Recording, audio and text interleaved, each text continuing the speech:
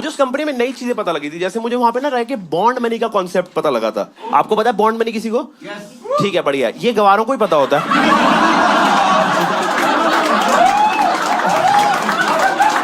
मैं बताता हूँ। तो जिनको नहीं पता, एक बार ना 1 मिनट ध्यान से सुनना, इस बात को, इंपॉर्टेंट है, ठीक है?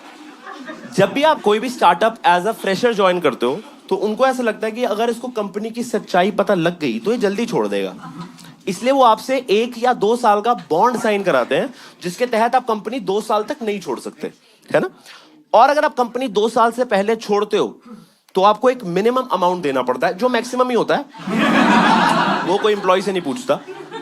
उसे बॉन्ड मनी कहते हैं। समझ गए आप लोग? समझ गए? ठीक है। अब सुनो, जब मैं उस कंपनी से निकला तो यह खुलासा हुआ कि हमारी कंपनी का मैक्सिमम रेवेन्यू ही बॉन्ड मनी से है।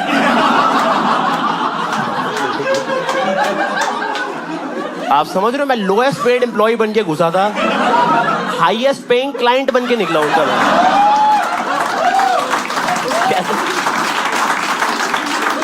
और इस सब